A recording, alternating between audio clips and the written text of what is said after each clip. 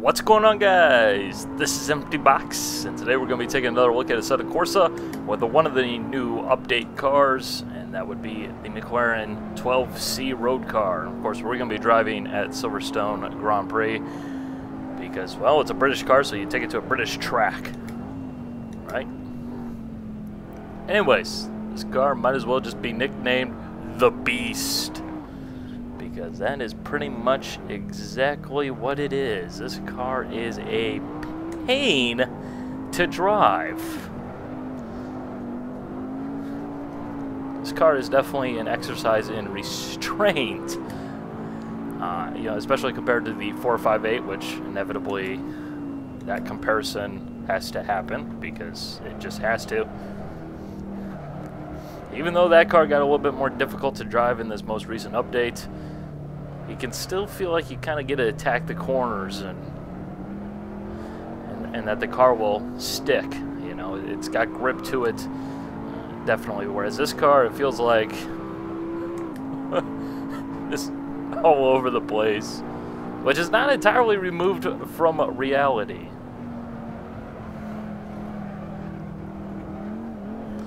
You know, the 458 is definitely perhaps the better, easier to drive car, the more natural one, whereas usually you'll hear the McLaren's kind of a little bit bit goofy comparatively. This is not as refined.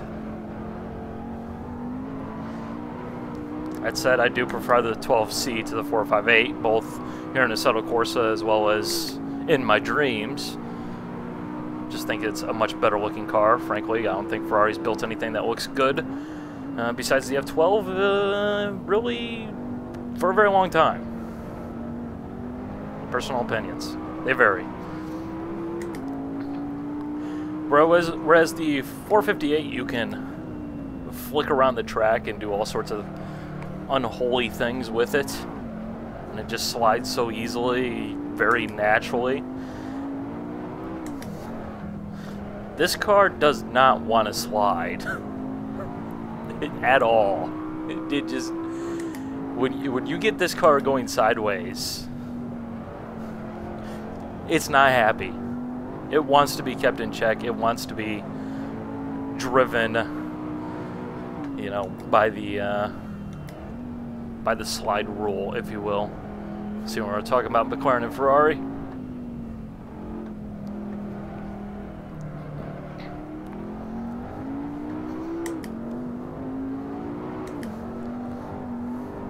I really want to like this car, but it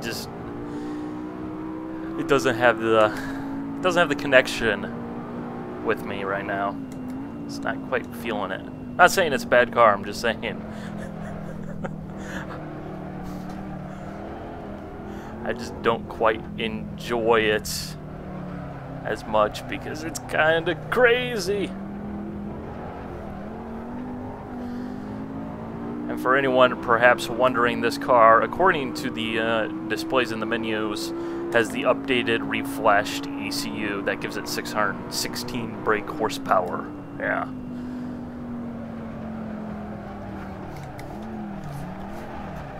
Come on! No! No! No! No damage currently. We're all good. Gives me a good opportunity to go ahead and test out throttle response. Again, we're just going to pretend we're driving around the streets here. We're already up to a roll, if you will. We're going to get going. 616 brake horsepower on tap. This car does have a turbocharger, of course. That's what that orange meter is inside the gear indicator. It is definitely a bit more peppy than the Evora. However, it's still not particularly responsive at all. And one thing with this car is if you overheat the tires, you will die in the next corner. Guaranteed. So, you know, restrain ourselves just a little bit because as soon as you overheat those rear tires, there is absolutely zero rear grip.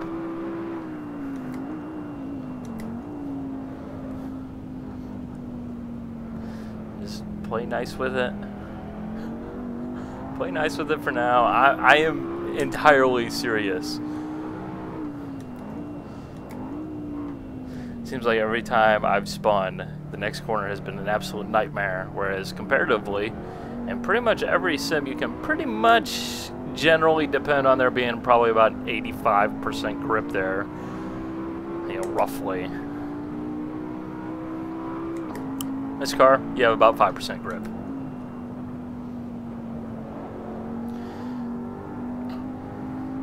So I'm sure for you, you know, really technical drivers out there,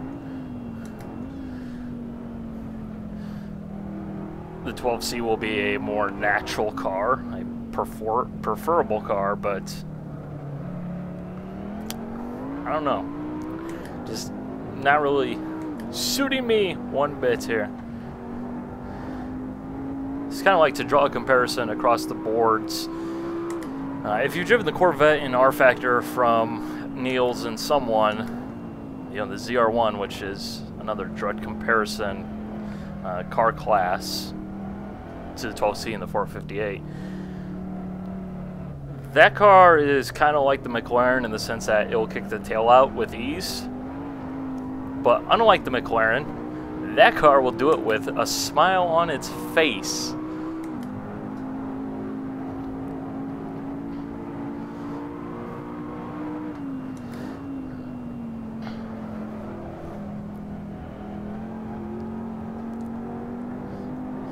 And the other interesting thing, now I'm not sure how much of this actually matters, if at all. If you look at the dashboard right now, you'll notice it says normal for handling type and powertrain, which transmission obviously. Now in cars like this, obviously they have all these fancy technologies and everything that make the car, you know, nice little baby on the streets, and then you flick a switch when you get to the track and it becomes an absolute monster. Basically becomes a race car without the, you know, stripped out interior and extra downforce.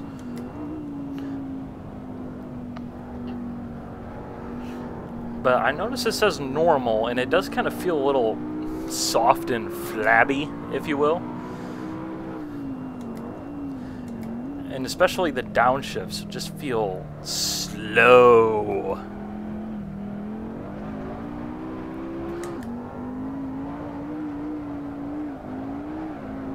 Which, compared to the 458, that car is set to, according to the dashboard again, race mode. Again, your mileage may vary. That may just be different textures, and that's all that is, but...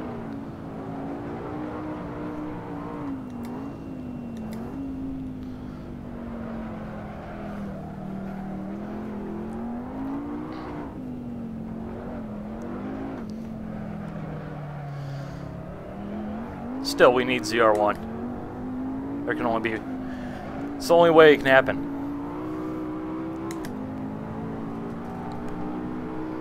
Or I guess, seeing how they don't have the license for Chevrolet, let's go ahead and let them wait, you know, and then we can get the ZR1 version of the C7. Because I'm sure that will be competitive with these cars once again. Because you know it's going to happen. I'm sorry, there's just no replacement for displacement.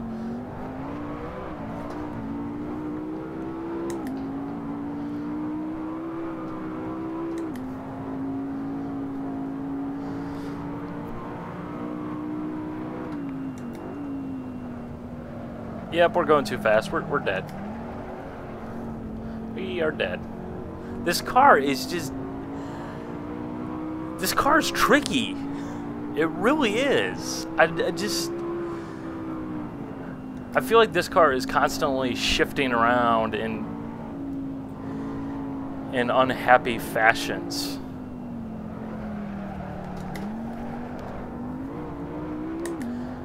Like, it wants something, but I'm not driving it in the right way, and I can kind of feel it, but at the same time, I just can't figure it out what it's specifically looking for.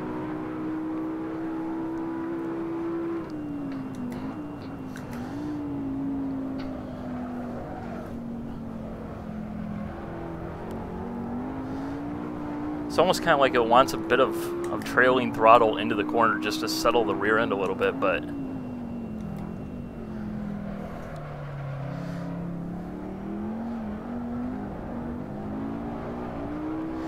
But at the same time, is if you leave any throttle, it just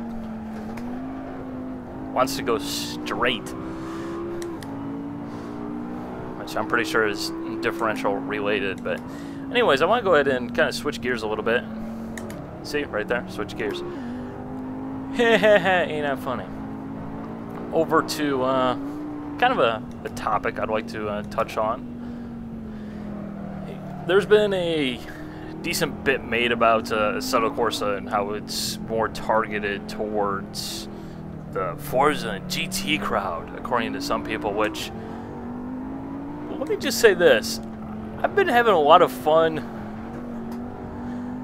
with Assetto Corsa driving the street cars. In fact, besides the last update, you know, really that's the only time I've touched race cars here in Assetto Corsa, because street cars are inherently more fun than race cars.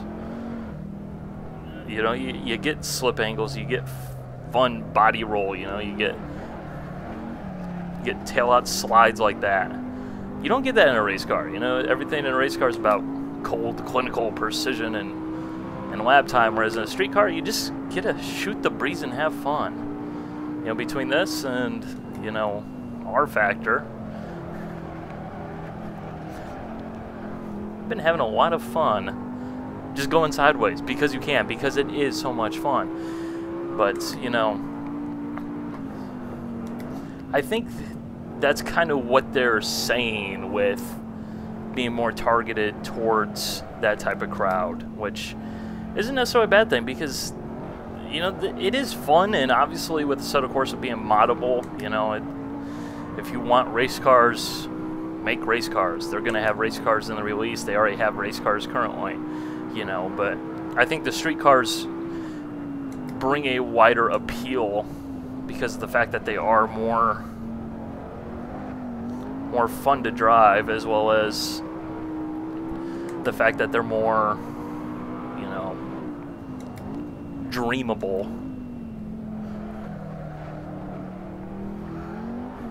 You know, it's like, my dream car isn't a McLaren MP4 12C GT3 because you can't drive that on the streets. I would love to drive one, but I would much rather have the road car. I mean, it's not my dream car by any means, but, you know, if it was, why would I want the race car version when, you know, really the road car version would satisfy me much more?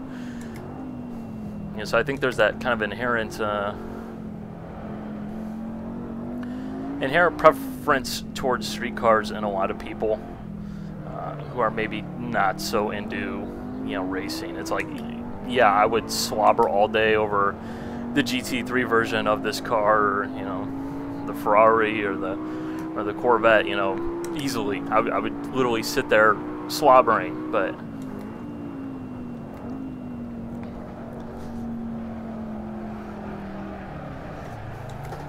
come on, nope. But at the same time, gotta get my hands on the wheel here correctly. Remember, gonna have no grip. So let's hammer it and get it sideways.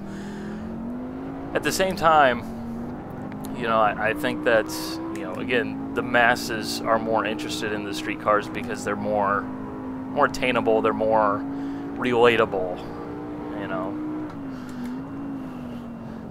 And again, I don't think that's a bad thing at all. I think that's what they're talking about, rather than some people going crazy saying, oh, well, they dumbed down the physics for the Gran Turismo crowd.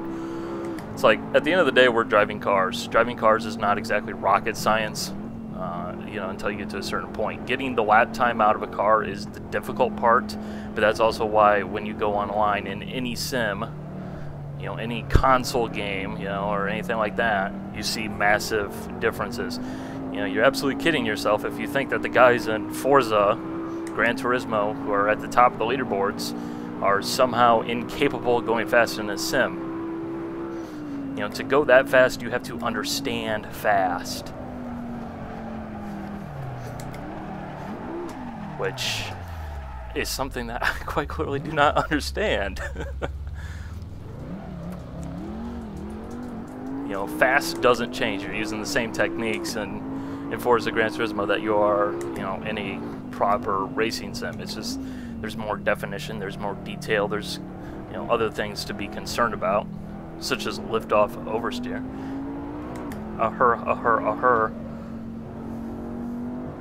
But you know, it's the same thing. I don't, you know, the way I look at it, I've mentioned it before, this comparison, you know, if a game like Arma, which is a simulator to the same degree that, you know, these PC titles are, you know, whichever one you choose to talk about here in this space, if a simulator where you are simulating the experience of being shot at, which is something that is pretty difficult to simulate and really can't be simulated, as opposed to driving on a car, which is a little bit less difficult because there's not the whole I'm being shot at thing. If that can be fun, if that can be popular, why can't driving a car at speed? You know, I mentioned it before, but you know, who doesn't want to be a race car driver? You know, who wouldn't be like, yeah, I'll go ahead and take that Ferrari for the day. Yeah, don't mind me. Everybody would. No question. It's like, yeah, I prefer the McLaren to the Ferrari, but if someone tossed me the keys to a 458, I'm going to say, yeah, okay, thanks. No problem. A smile on my face every time.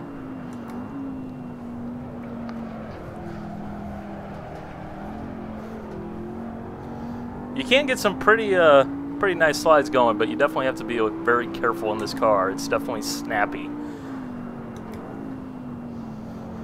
Which for a high-powered, mid-engined car isn't necessarily out